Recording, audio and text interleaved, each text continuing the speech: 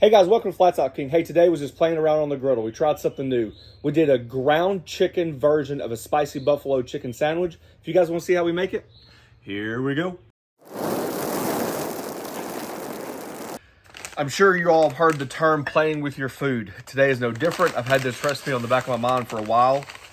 And instead of trying the recipe out and then filming it again, I thought, you know what? I'd give you behind the scenes of what it's like to try to create something that you don't have a lot of confidence in. It's just an idea. Bear with me because I feel like we can go multiple different directions, and I'm sure whatever direction I go, you're going to think I'm wrong. So this is the idea. Ground chicken, okay? We see it in the store all the time. I don't see a lot of people using it often, which is fine, but I just thought, let's grab something different and make something different. Today is a ground chicken buffalo sandwich. This is the idea. We're going to make the ground chicken, a little panko, a little basic seasoning. Probably just shake that in there for a little neutral flavor. I thought about throwing ranch seasoning in there. You could probably do that as well. Probably throw a little mozzarella in there. I know you're thinking it's packaged. Why not use fresh grated? We all know why packaged cheese stays separated, because it has that little dusting around the edges, you know, around the cheese to keep it separated. That might help us. So that's why I'm choosing this today. I know I'm wrong. The other option is, for example, like a blue cheese or something like that you could put inside, but I think we're just going to put it on top. So this is the idea. Make the patties, kind of press them out with a little 6-inch parchment paper rounds. Probably freeze those for maybe 30, 45 minutes. We got to have some integrity into this because it's going to fall apart if not. We're going to dredge it and then fry it like an old school, in my mind, lunch school chicken patty. We're going to create a buffalo sauce and make a sandwich out of it. You guys good? Today's just playing around. Don't hate on me. We're just playing around. Might not work. Might not work. But you'll see the epic fail if not. All right. To the bowl it goes. 1 egg. I even splurged and got the fattier chicken. This is like 92.8 versus the 99% lean. So something different. Ugh. See why people don't buy it. You could probably do this with ground turkey too, right? No? Yeah. Like I said, I just wanted to grab something different from the grocery store. We're going to put a 1/4 cup of panko, a neutral seasoning, salt, pepper, garlic, and butter, just to give it some flavor. Mix this up. I'm going to add the other 1/4 cup. Just don't like the way it feels. Maybe this video is sunk before we even started. All right, roughly a 1/4 cup of mozzarella cheese. I don't think I want to overpower it, but I do think it'll give it integrity on the inside. Got my little ring molds. I'm just going to fill those up. First of all, it makes it uniform. Second of all, it makes it round. And third of all, I like using them. Take another piece of parchment paper. I'm just going to lightly, I'm just looking to see how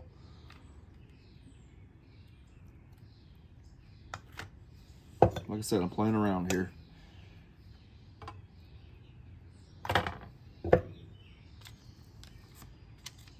Oh yeah, I think that's gonna work just like that. See that? Now we'll freeze it and then we dredge it and then we'll fry it on the griddle. Alrighty, so we got them knocked out. I'm gonna keep them on this sheet tray. And then, that was a little thick. That one is just a little thick. Don't have a press, just use something kind of uniform. Freeze these for about an hour. Alrighty, so the time has come. So this is what we got. We got 2 eggs, we got flour, and we got panko. Just a standard dredging station. Just keep on that theme of neutral flavors. Shake that.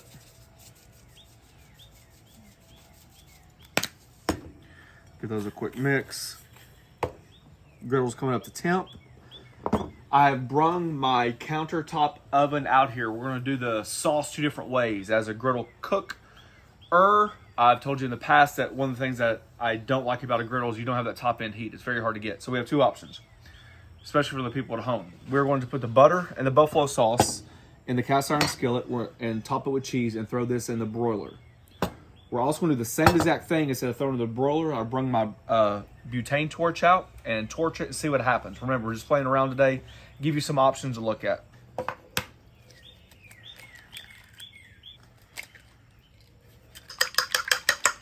Flour first.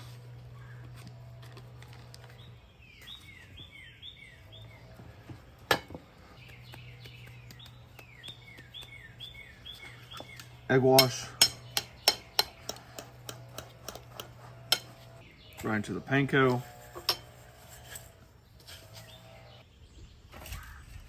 Just like that, okay? I'm gonna work out these other three. Alrighty, so we got our griddle on. Just cleaned and sanitized everything. So we got low, medium, low. Because I want to be able to start these on a little higher heat. You gotta remember, dealing with raw chicken, obviously you know the internal temperature at this point it's got to be 165 or above. It's ground chicken, you're not going to kill it if you go to 166, 168, something like that.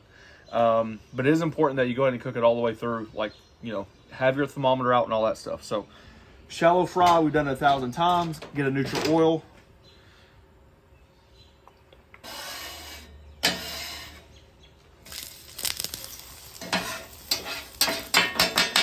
Put my little Lodge skillet on here.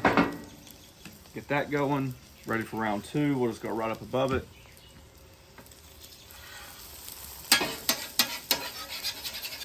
I don't know what this is going to taste like, but I am happy that we got this far. Sometimes we don't get this far, so I'm just letting you know. So this could be perfect, like for chicken patties for the kids. I have no idea, but that's why we do these videos, just to play around, show you guys a little behind the scenes.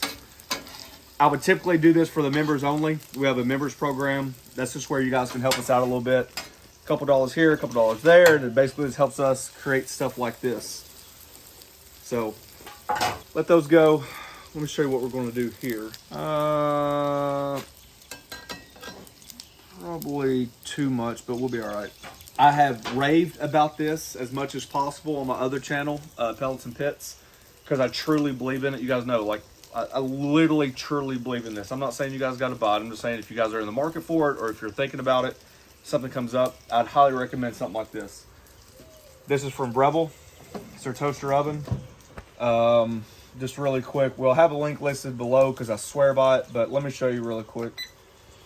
Toast, bagel, broil, bake, you know, all that crap. Air fry, reheat. But this is what I really like about barbecue. You take it down to warm, and you can go as low as 110. 110's in the danger zone, right?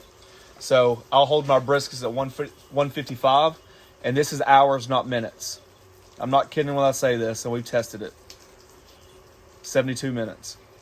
Hours. Yes, sorry. 72 hours. And it'll literally hold at 155 for that long, right? So you're resting a brisket for a long hold.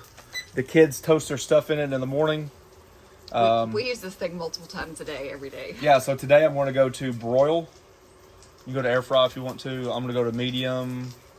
Change my temp to 20 minutes, time to 20 minutes, and that's how we're going to do that sauce. So, anyways, butter's melted. Little buffalo sauce. Let that start working together. Go over here on low.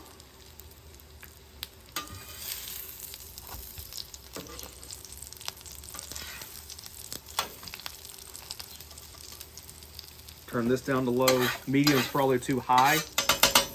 That's why we do these things.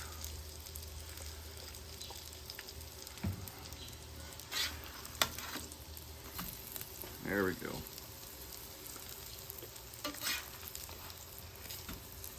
See the difference in zone cooking? One was on medium, one was on low. Pull that oil back.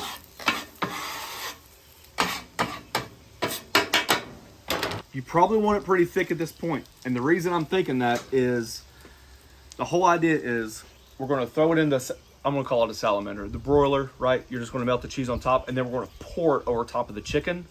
That's the goal. So this needs to be pretty thick. That's why it's important to use thermometers, not your eyes. See the difference?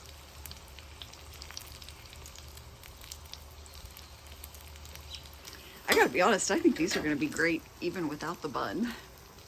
Yeah, different. All right, see our sauce right there? That's what I'm talking about. Oh, we don't have the mozzarella out here.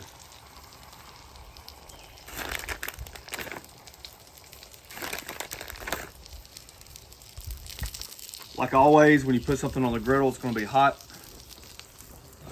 Throw it right in that toaster and let that do its thing. I don't think it's gonna matter what bun you decide to use. That's up to you guys.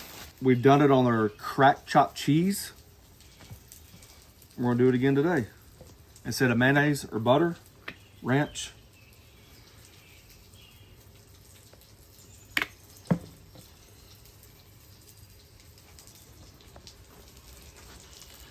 Start toasting our buns. Probably give these one more flip. Yeah, that's the color I'm looking for. That's beautiful. Just want to mention really quickly, I know I get a lot of hate because of the way I review griddles, but this is why I believe in my belief, is when you have a griddle on low, it's not 550 degrees, it's not 500 degrees, it's not 600 degrees. This thing's hovering easily around 400, 380, somewhere through there. So you're able to leave it, do other things, you're not worried about your temperature spiking. You're able to fry on it. I'm able to use all the burners. I don't have to worry about alternating burners, you name it, da-da-da, So that's why I enjoy a griddle that stays on low. See that nice color? A little herbaceous going on. Oh yeah, oh yeah.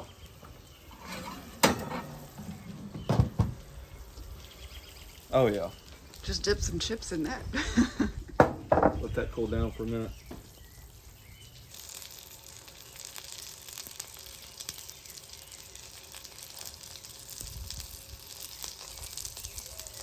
Definitely make sure you check it at different spots too. Don't just rely on one gouge per. You just never know if your patty's uneven, your griddle's uneven, something like that. You know, like if you're dealing with a lot of uneven zones, this zone could cook cooler than that zone, but you've had them on the griddle at the same amount of time. Man, this is fantastic. I know, it does look good. See the seasonings in there too. It looks like a legit chicken patty. Like cafeteria style. I mean, I was gonna say, bring me back to lunch in middle school and elementary school when you had like those packets of barbecue sauce with a chicken patty day, mashed potatoes and corn. Well, I'm glad it worked out so far. Oh, forgot about these things. Alrighty. Oversized patty. Oh, you know what? Just a little bit of ranch on the bottom.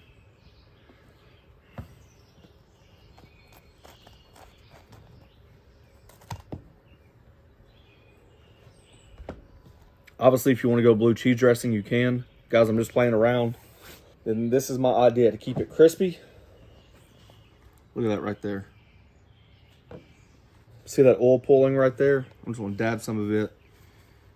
That's from the cheese, from the butter. I'm sure there's oils inside of the sauce as well. Just kind of hedge your bet a little bit.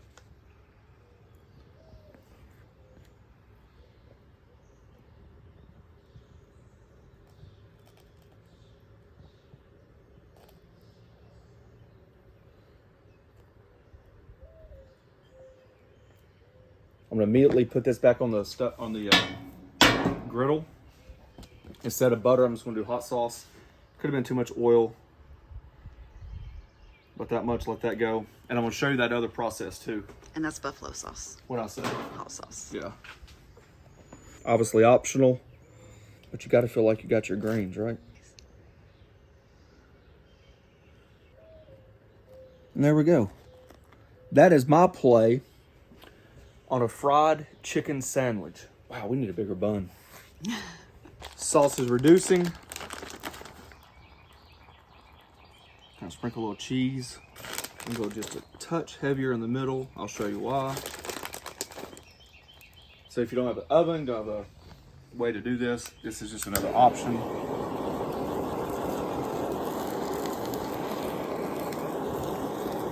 can also use it to make creme brulee. Pizza oven. You know, if you want to crank up your pizza oven really quick, anything to just get a little top end heat. When are we gonna do a creme brulee video? On the griddle? Maybe for my birthday. Chocolate creme brulee? Yep. Yeah. All right, so let's take this off so it cools down.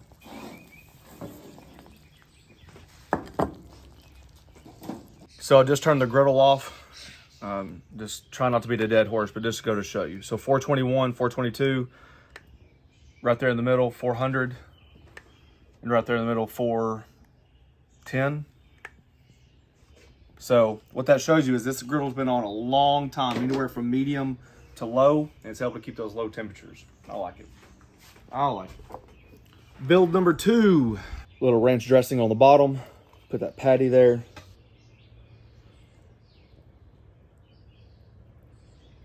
Definitely like the oven method better. That's what happens if you don't reduce it enough. Top that with just a little blue cheese. A little tomato. A little greenery. And there you go. Method number 2. Definitely like method number 1 better, but it could be because the sauce didn't reduce enough. But that gives you an idea. Everybody's got an oven. Throw it in the oven for a few seconds. Alrighty, moment of truth. So I think we decided to go with the least messy one. Yeah. It's definitely better with the sauce reduced more. Yep. Yep. Looky there.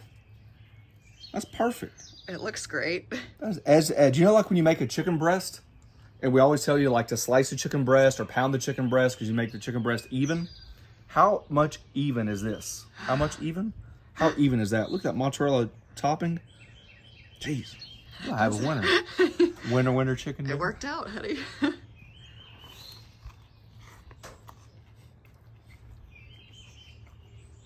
Hell yeah. Best ever buffalo chicken sandwich. You know, the chicken held together. It's moist as can be. Here, taste that. If that's not fried buffalo chicken, I don't know what is. You can cuss me all you can cuss me all you want to for making a decision you wouldn't made or using an ingredient you would have or will not have. But I'm telling you, the final product is on point. It does remind you of a cafeteria, like chicken patty, like homemade cafeteria style chicken patty. Where are the chicken patties? Let's try the chicken patties alone. I mean, you know where the ingredients came from? It held together way better than what I anticipated. Like a grown-up chicken nugget. Let's see. That's even good. Barbecue sauce. Just a little hint of mozzarella. Just something different. You know what? That's what my whole plan was today. I actually think I was extremely nervous it wasn't going to work. I don't know why. I just felt like the patty was going to disintegrate because I've worked with that ground chicken before and it's always been extremely like loose. That's why we added the ingredients, you know, to help bond it together. And then just dredging it and frying it. I was like, man, it's going to be a disaster. But it's something I had in the back of my mind. And I just thought we'd play with it. Buffalo chicken goes well with fried chicken. Fried chicken or good or great fried chicken is extremely hard to do on a griddle because you're worried about the thicknesses of the chicken. But this conquers all that. This is, I'm gonna go inside and enjoy this. This is fantastic. I'd go through the drive-thru and order it. Or it wouldn't scare me, let's put it that way. I mean, it's still moist. Yeah. Held together perfectly. A little piece of cheese. All right, guys, there you go. That's us playing around on the griddle. You saw my thought process throughout the whole thing. And that's how you just come out with something you never even thought about. You know, just playing with your food, see what happens. Hit us up on Instagram. You guys want to do this? Share us on Instagram. We love seeing your guys' photos on there. We get tagged a lot recently. It's pretty fun. We share it with our stories and all that stuff. Give you guys all the credit in the world. Pretty cool way to go back and forth. Hit that join button down below. It's a membership program. We thank each and every one of you for taking time for doing so because of you guys, we're able to do stuff like this. Thanks for watching. Don't forget to press that subscribe button, pound the notification button, share it with your friends. Peace. Golly, another winner, honey. Mm-hmm. That's good. Very good. Give me a bite.